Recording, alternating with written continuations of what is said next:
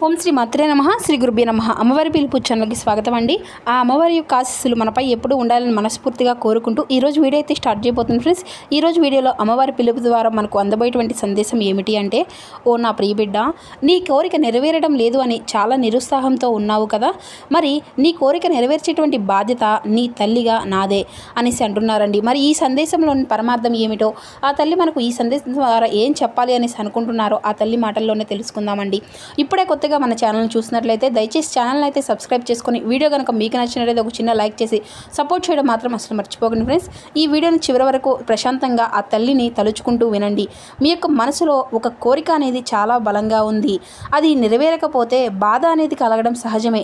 కాబట్టి నీ కోరిక నెరవేరడం లేదు అనేసి చాలా బాధతో ఈ తల్లిని పదే పదే నా యొక్క కోరిక నెరవేర్చండి తల్లి అనేసి అంటూ ప్రతిరోజు కూడాను కన్నీరు కారుస్తూ మరి నన్ను అడుగుతున్నటువంటి క్షణాలు ఉన్నాయి కదా. కాబట్టి ఈ రోజున ఈ యొక్క సందేశంలో ఉన్నటువంటి మాటలను నీకోసమే ప్రశాంతంగా ఈ తల్లి రూపాన్ని మదిలో తలుచుకొని నా యొక్క మాటలను ఆలకించమ్మా. ప్రతి ఒక్కరి జీవితంలో ఎన్నెన్నో సమస్యలు, ఎన్నెన్నో ఇబ్బందులు, ఇటువంటి సమస్యలతో బాధపడుతూ ఎక్కడెక్కడో జ్యోతిష్యం చెప్పించుకొని నిరాశ చెందినటువంటి వ్యక్తులైతే చాలామంది ఉండుంటారు కదండి. మరి ఇటువంటి వారి అందరికీ కూడా శ్రీ దుర్గామాత వారి దివ్య ఆశీస్సులతో జ్యోతిష్యం చెప్పబడండి గురువుగారు శ్రీనివాసరాజు గారు. మనం ఎక్కడున్నా ఉన్న చోటనే ఉన్నట్టుండి మన యొక్క గురువుగారిని అయితే ఒక చిన్న ఫోన్ కాల్ ద్వారానే కాంటాక్ట్ అవ్వచ్చండి. మన గురువుగారి యొక్క కాంటాక్ట్ నెంబర్ వచ్చేసి 9550349125. మీకు ఉన్నటువంటి సమస్యలకు ఏదైనా కానీ, అది కుటుంబం, వ్యాపారం, కోర్టు, విదేశీ ప్రయాణం, ఆరోగ్యం, రాజకీయం, సంతానం, ప్రేమ, పెళ్లి మొదలగు ఎటువంటి గుప్త సమస్యలకైనా మన యొక్క గురువుగారి మంచి పరిష్కార మార్గం అయితే వితిన్ డేస్లోనే మీకైతే లభిస్తుందండి. 100% మీకున్నటువంటి సమస్యకు ఖచ్చితమైనటువంటి పరిష్కార మార్గాన్ని అయితే తెలియపరుస్తారు మన యొక్క గురువుగారు. వశీకరణ చేయడంలో కూడా ఒక ప్రత్యేకమైన అనుభవం కలిగినటువంటి వ్యక్తులనే చెప్పాలి. కాబట్టి నమ్మకంతో ఒక్కసారి ప్రయత్నించి చూడండి. ఖచ్చితంగా మీకున్నటువంటి సమస్యల చిక్కుల వండి అయితే మీకు మీరుగా బయటపడినటువంటి వ్యక్తులు అవుతారు. ప్రతి ఆలస్యము అనేది తిరస్కారం కాదు. కొన్నిసార్లు భగవంతుడు నీకు సరైనటువంటి సమయం కోసం ఎదురు చూడమని చెప్పేసి ఎన్నో రకాలుగా సూచనలు ఇస్తూ ఉంటాడు. ఆ యొక్క సూచనలు నీవు తప్పకుండా పాటించాలి. ఈరోజు నీ యొక్క కన్నీళ్లు వస్తున్నా కానీ రేపు అదే నీ యొక్క ప్రయాణం నీకు ఒక బలం అవుతుంది. నీ చేతిలో ఉన్నది కేవలం ప్రయత్నం మాత్రమే. ఫలితం సరైనటువంటి సమయంలోనే నీకు ఇస్తాను. ఆ యొక్క ఆశను మాత్రం నీవు అసలు విడిచిపెట్టుకోవద్దు. ఒక తలుపు మూసుకుపోయింది అంటే జీవితం ముగిసినట్లు కాదు. ఇంకొక మంచి తలుపు అనేది తెరుచుకునేటువంటి వరకు నీవైతే ధైర్యంగా నిలబడడం కూడాను విజయమే అవుతుంది. నీవు భక్తి భావంతో ఉన్నావు అనేసి నాకు తెలుసు. మరి నీకు అందించేటువంటి ఒక చిన్న పూజ, ప్రసాదం ఇవన్నీ కూడాను నేను నీకు ఇష్టంతో స్వీకరిస్తున్నాను. దేవుడు నాకు కావాల్సింది కాకపోయినా నాకు మంచిదైనా కానీ ఇవ్వు అనేసి ఎదురు చూసేటువంటి ఓర్పును ఇవ్వు అనేసి వచ్చినా కానీ దాని నుండి స్వీకరించేటువంటి ధైర్యాన్ని ప్రసాదించు స్వామి అనే కదా నీవు నన్ను అడుగుతూ వస్తున్నావు. కాబట్టి ఒక విషయం అయితే బాగా గుర్తుపెట్టుకో. ఈ రోజు నీ యొక్క పరిస్థితి అంతా కూడా శాశ్వతం కాదు. ఈ రోజున నీవు ఎన్ని సమస్యలను ఎదుర్కొంటున్నా కానీ, ఎంత బాధపడుతున్నా కానీ, నీ యొక్క కోరిక అనేది నెరవేరడం లేదు అని చెప్పేసి కన్నీరు కార్చిన కానీ ఇప్పుడు నీకు ఉన్నటువంటి పరిస్థితే ప్రతిరోజు కూడాను అలాగే నీకు ఈ యొక్క పరిస్థితులన్నీ కూడా ఎదురవుతున్నాయి అనేసి అర్థం కాదు. బాధ కూడా శాశ్వతం కాదు కదా. నీవు ఇప్పటి వరకు కూడా ఎన్నో కష్టాలు ఎదుర్కొన్నావు అనేసి నాకు కూడా తెలుసు. నీ కుటుంబం కోసం, నీ యొక్క స్నేహితుల కోసం, నీ యొక్క బంధువుల కోసం, నీ చుట్టూ ఉన్నటువంటి వారి శ్రేయోభిలాషుల కోసం, అలాగే అలా అందరి కోసము కూడా నీవు ఎంతగా భగవంతుని వేడుకుంటావో నీ నుండి ఒక మంచి మనసు నాకు తెలుసు.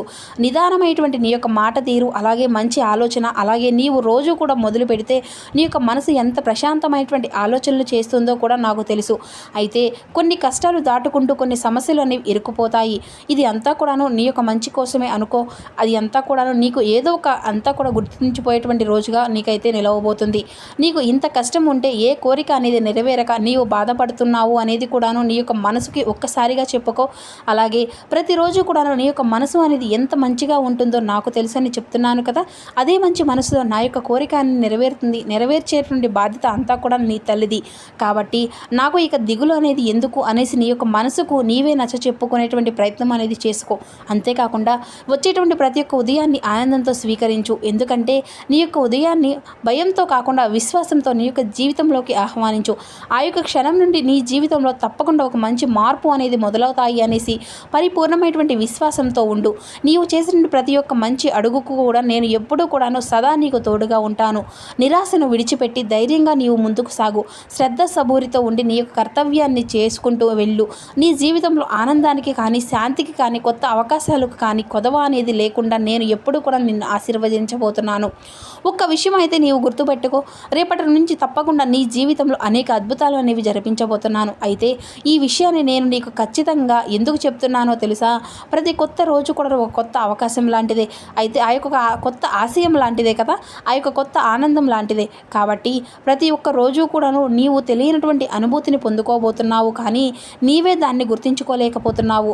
రోజును సమయాన్ని వృధా చేసుకుంటున్నావు. ఏ సమయం ఏం చేయాలి అనేది కూడా తెలియక నీ యొక్క సమయాన్ని నీవే పూర్తిగా కోల్పోతూ వస్తున్నావు. ఏదైనా కానీ ప్రతి ఒక్క రోజును కూడా భగవంతుడు సృష్టించేటువంటి రోజే. మరి ఈ రోజు అంతా కూడా మంచి చెడు అనేది కూడాను ఎవరి జీవితంలో కూడా ఏది కూడా ఉండదు. వారు చేసినటువంటి కర్మ ఫలితాలు కావచ్చు, లేదంటే వారు స్వయంగా చేసినటువంటి కొన్ని తలుపులు కావచ్చు, లేదంటే వారు తీసుకున్నటువంటి నిర్ణయాలు కావచ్చు, వారి యొక్క ఆలోచనలు కావచ్చు, లేదంటే వారి యొక్క సమయాన్ని వారు ఏ విధంగా ఉపయోగించుకుంటున్నారు అనే దాన్ని బట్టి కూడాను కావచ్చు. ఇలా ప్రతి ఒక్క దాన్ని బట్టి కూడాను ఒక రోజు అనేది నిర్దేశించి ఉంటుంది. కాబట్టి నీ జీవితంలో నీవు భగవంతుడు ఇచ్చినటువంటి ఒక రోజుని ఏ విధంగా పరిపూర్ణం చేసుకుంటున్నావు, ఏ సమయాన్ని ఎలా కేటాయిస్తున్నావు, ఎవరి కోసం నీ యొక్క జీవితాన్ని ప్రాణంగా పెట్టేసి మరి నీ యొక్క ఆలోచనలు వృధా చేస్తున్నావు, సమయాన్ని అంతా కూడా వృధా చేస్తున్నావు. ఇలా అన్నిటి గురించి కూడాను ఒక్కసారిగా నీవే జాగ్రత్తగా ఆలోచించుకో. నీకు అన్నీ కూడాను మంచి అలవాట్లే ఉన్నాయి, కానీ సమయం మాత్రం నీవు సద్వినియోగం చేసుకోలేకపోతున్నావు. ఎందుకంటే నీ జీవితాన్ని నీవే వృధా చేసుకుంటున్నావు. ఒక్కసారి నిశ్శబ్దంగా ఆలోచించడం అలవాటు చేసుకో. రోజులో నీకు కూడాను 24 గంటలే. అందరిలాగానే ప్రపంచంలో విజయం అనేది సాధించేటువంటి ప్రతి ఒక్కరికి కూడాను 24 గంటలే. కానీ ఎందుకో కానీ కొందరి జీవితం అనేది మారిపోతుంది, మరికొందరి జీవితం ఏమో అదే చోట ఆగిపోతుంది. కారణం అనేది ఎప్పుడూ కూడాను ఒకటే తెలుసా? సమయాన్ని ఎవరు కూడా ఉపయోగిస్తున్నారు అనేదే ఇక్కడ అది ప్రతి ఒక్క పెద్ద సమస్య. ఉదయం లేచిన వెంటనే కూడా ఫోన్ తీసుకోవడము, గంటల తరబడి సోషల్ మీడియా లాంటి వాటిల్లో సమయాన్ని గడపడము, రేపు చేస్తాను తద్వారా చూద్దాము అనేసి నీ యొక్క పనులను నీవే వాయిదా వేయడము, ఇలా తెలియకుండానే నీ జీవితంలో కొన్ని విలువైనటువంటి సమయాలను నీవే కోల్పోతూ ఉంటున్నావు. గుర్తుంచుకో, పోయినటువంటి డబ్బును మరలా సంపాదించుకోవచ్చు, పోయినటువంటి వస్తువులను మరలా కొనుక్కోవచ్చు, కానీ పోయినటువంటి సమయాన్ని మాత్రం ప్రపంచంలో ఎవరూ కూడాను ఆఖరికి భగవంతుడితో సహా తిరిగి నీ ముందుకు తీసుకురాలేడు. ఈ రోజును నీవు వృధా చేసినటువంటి ఒక గంట రేపు నీ యొక్క కలలకు ఒక అడుగు దూరం పెంచుతుంది. కాబట్టి ఈ క్షణం నుండే నీవు ఒక నిర్ణయం అయితే తీసుకో. నా సమయం చాలా విలువైనది, నా యొక్క జీవితం విలువైనది, నా యొక్క కళలు కూడా చాలా విలువైనవే. ప్రతిరోజు కూడా కనీసం నేను ఒక మంచి పని అనేది చేయబోతున్నాను, చేస్తాను, కొత్త విషయాన్ని నేను నేర్చుకోబోతున్నాను, నా లక్ష్యం కోసం నేను ఒక అడుగు అనేది ముందుకు వేయబోతున్నాను. ఇలా నీవు అనుకో. ఆ తద్వారా చిన్న చిన్న ప్రయత్నాలు మొదలుపెట్టు. అలా ఆ యొక్క చిన్న చిన్న ప్రయత్నాలు ఒకరోజు నీకు తెలియకుండా ఒక గొప్ప విజేతగా నిలబెడతాయి. గుర్తుపెట్టుకో, గడియారం ముళ్ళు ఎవరి కోసమో కూడా ఆగదు, కాలం కూడా ఎవరి కోసమో ఎదురు చూడదు. కాబట్టి ఈరోజు నీవు ప్రారంభించు. ఎందుకంటే నీవు ఈ రోజున మార్చుకునేటువంటి అలవాటే రేపటి నీ యొక్క విజయాన్ని అందరికీ కూడా ముందు నిర్ణయిస్తుందన్నమాట. సమయాన్ని గౌరవించు. సమయం నిన్ను అంతా కూడా తప్పక గౌరవిస్తుంది.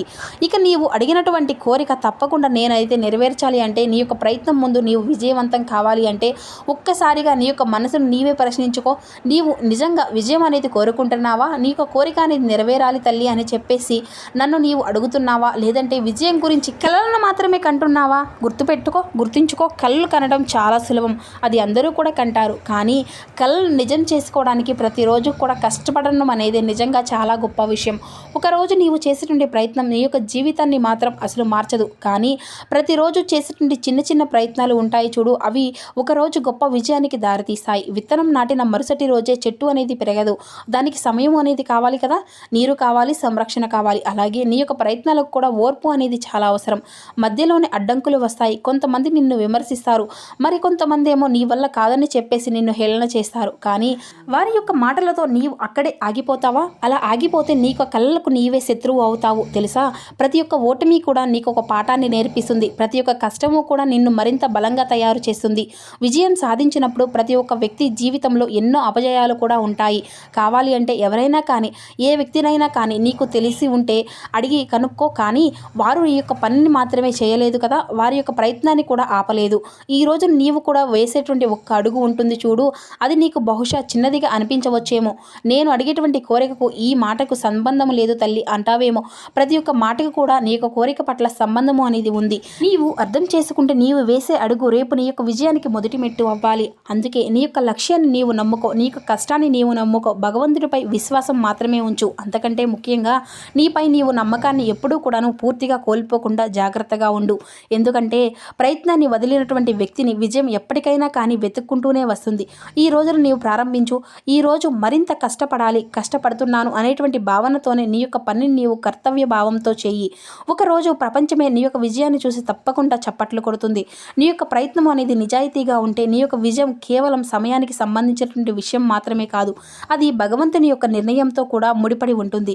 ఇక మరొక ముఖ్యమైనటువంటి విషయం ఏమిటో తెలుసా? ఇవన్నీ కూడా చేయాలి అంటే నీలో ఓర్పు సహనం కంటే ముందుగా కోపము అనేది వస్తుంది, కూడా చిరాకు అనేది వస్తుంది. కోపము గర్వాన్ని పూర్తిగా కూడా నీవు విడిచిపెట్టాలి. నీ యొక్క జీవితం అప్పుడే మారుతుంది. ఒక్కసారి ఆలోచించుకో, కోపం వచ్చిన ప్రతిసారి కూడాను నష్టపోయేది ఎదుటి వాళ్ళు కాదు, ముందుగా నీవు నష్టపోయేది నీవే. నీ యొక్క మనసును పూర్తిగా నష్టపోయించుకుంటున్నావు. అయితే నీవు చేసేటువంటి ప్రతిలో చాలా కూడా అంటే ఎక్కువగా చిరాకులు, అలాగే ప్రతి ఒక్క ఆలోచనలో కూడాను తరచూ కూడా వస్తూ ఉంటున్నాయి. కోపంలో మాట్లాడినటువంటి ఒక మాట అనేది ఏళ్ల తరబడి ఉన్నటువంటి బంధాలను కూడాను దూరం చేస్తుంది. అలాగే గర్వం వచ్చినప్పుడు మనకు అన్నీ కూడా తెలుసు అనేసి చెప్పేసి మనసుకు అనిపిస్తుంది, కానీ అదే గర్వం మనల్ని మంచి సలహాలు వినకుండా కూడాను చేస్తుంది. కాబట్టి గుర్తుపెట్టుకో, పండ్లతో నిండిపోయినటువంటి చెట్టు ఎప్పుడూ కూడాను వంగే ఉంటుంది, ఖాళీ చెట్టు నిరాటుగానే నిలబడి ఉంటుంది. అలాగే నిజంగా గొప్పవారు చాలా వినయంతో అందరి ముందు కూడాను ఓర్పుగా సహనంగా వదిగి మడిగి ఉంటారు. మరి అలాంటి అలవాట్లను అలాగే వారి యొక్క సహనాలను విని పాటించడానికైతే ప్రయత్నిస్తారు. గర్వం ఉన్నటువంటి వారిని చూడు, తామే గొప్పవాళ్ళు అని చెప్పేసి ఎవరైనా కానీ ఏదైనా కానీ సలహా ఇవ్వడానికి, లేదంటే వారి యొక్క అలవాట్లను చూసి, లేదంటే వారి యొక్క మాటలను అలా వారి యొక్క మంచితనాన్ని కూడా అర్థం చేసుకోలేనటువంటి స్థాయిలో ఉంటారు. కోపం కొన్ని నిమిషాలే ఉంటుంది, కానీ ఆ కోపంలో తీసుకునే నిర్ణయం ఉంటుంది చూడు, అది నీ యొక్క జీవితాంతం కూడా బాధనే పెంచుతుంది. అందుకే ఎవరైనా కానీ నీవు అంటే నన్ను చేరుకునేటువంటి లక్ష్యంలో నీ యొక్క గమ్యాన్ని ఆపడానికి ప్రయత్నించినా కానా, లేదంటే నిన్ను గేలీ చేసినా కానీ, నిన్ను బాధ పెట్టినటువంటి మాటలు అన్నా కానీ నీవు వెంటనే ఎవరికి కూడా స్పందించవద్దు. ఒక్క క్షణం అలా ఆగు, లోతుగా ఆలోచించు, శాంతంగా ఎదుటి వ్యక్తులకు సమాధానం ఇవ్వు. ఎందుకంటే శాంతంగా ఉండడము అనేది బలహీనత అయితే కానే కాదు, అది నిజంగా ఒక గొప్ప వీరుని యొక్క లక్షణం. అలాగే గర్వాన్ని వడిచిపెట్టు. వినయంతో నీవు ఎప్పటిలాగానే చాలా మృదువైనటువంటి స్వభావంతోనే నీవైతే మెలగాలి. కాబట్టి నీవు ఆనందంగా జీవించాలి అంటే శత్రుత్వాన్ని ఎప్పుడూ కూడాను పెంచుకోవద్దు. కోపానికి గర్వానికి నీ యొక్క మనసును ప్రదేశము అనేది అసలు ఇవ్వవద్దు. ఇక వినయము అనేది మనిషికి మరింత గొప్పవాడిని చేస్తుంది, ప్రేమను పెంచుతుంది, మనసుకు ప్రశాంతతను ఇస్తుంది. ఈరోజు ఒక నిర్ణయం అయితే తీసుకుంటున్నావు కదా, కోపాన్ని కాకుండా శ్రమను ఎంచుకో, గర్వాన్ని కాకుండా వినయాన్ని మాత్రమే నీవు ఎంచుకో. అలా నీవు జీవించడం ప్రారంభిస్తే నీ చుట్టూ ఉన్నటువంటి వారు నిన్ను మరింత ఎక్కువగా ప్రేమిస్తారు. నీ యొక్క మనసును కూడా మునుసపటి కంటే మరింత ఎక్కువగా ప్రశాంతంగా ఉంటుంది. నీ యొక్క జీవితం కూడా అంతే ఆనందంగా మారుతుంది. కోపం అనేది క్షణికావేశం లాంటిదే, కానీ దాని యొక్క ఫలితం అనేది చాలా కాలం ఉంటుంది. వినయము అనేది కూడా చాలా చిన్నదిగా కనిపించినా కానీ అది ఒక మనిషికి చాలా ఉన్నతమైనటువంటి స్థాయికి తీసుకువెళ్తుంది. కాబట్టి కోపాన్ని విడిచిపెట్టు, గర్వాన్ని దూరం పెట్టు. ప్రేమతో వినయంతో నీవు చేసేటువంటి పనిని 1-2 సార్లు ఆలోచించి, ఎన్ని కోపాలు ఎన్ని చికాకులు వచ్చినా కూడాను వాటన్నిటికీ కూడాను జయించేటువంటి వీరుల లక్షణము అదే కదా, నిజమైనటువంటి విజయము అదే అవుతుంది. అలాగే నీ యొక్క కోరిక అనేది నెరవేరాలి అంటే మరి నీవు ఇటువంటి వాటన్నిటినీ కూడాను ఆచరణలో పెట్టుకోవాలి. వీటన్నిటినీ కూడాను నీవు అంతా కూడాను ఆచరణలో పెట్టినప్పుడే నీ యొక్క కోరిక అనేది నెరవేరే మార్గం కూడా నీకైతే తప్పకుండా కనిపిస్తుంది. తద్వారా భగవంతుని యొక్క అనుగ్రహం అనేది కూడా దానికి తోడై నీకు మరింత ఎక్కువగా శక్తిని, ఆనందాన్ని, ప్రశాంతతను అందిస్తుంది. ఏ కోరిక అయితే నీ యొక్క మనసులో ఉందో అది నీకు నాకు మాత్రమే తెలుసు కదా. ఆ యొక్క కోరిక కోసం నీవు ఎన్నో రోజులుగా ఎదురు చూస్తూ వచ్చావు. కొన్నిసార్లు నిరాశతో ఉన్నావు, కానీ ధైర్యాన్ని మాత్రం ఎప్పుడూ కూడా నీవైతే కోల్పోలేదు, నమ్మకాన్ని కూడా కోల్పోలేదు. అది నాకు నీలో నచ్చినటువంటి గొప్ప విషయం అనే చెప్పాలి. నేను నీకు ఎప్పుడూ కూడా నీ యొక్క ప్రార్థనను వింటూనే ఉన్నాను, కాబట్టి నీ యొక్క కష్టాన్ని చూశాను, కాబట్టి నీ యొక్క కన్నీళ్లు కూడా నేనైతే తెలుసుకున్నాను. కాబట్టి నేను నీకు ఈ విషయంలో కొన్నిసార్లు ఆలస్యంగా అయినా కానీ కొన్ని సమస్యల్లో నీకు నేను ఎప్పుడూ కూడా సహాయాన్ని అందివ్వకపోయినా, ఎందుకంటే అవన్నీ కూడాను కర్మ ఫలితాలు కాబట్టి నీవు అనుభవించాలనేసి కొన్నిటికి నేను దూరంగా ఉన్నాను. కానీ నీకు ఎక్కడా కూడాను సహాయం అనేది చేయకుండా అయితే లేను కదా. ప్రతి విషయంలో కూడాను నేను నీకు ఏదో ఒక విధంగా సహాయం అనేటువంటి సూచనలు అందిస్తూనే ఉంటున్నాను.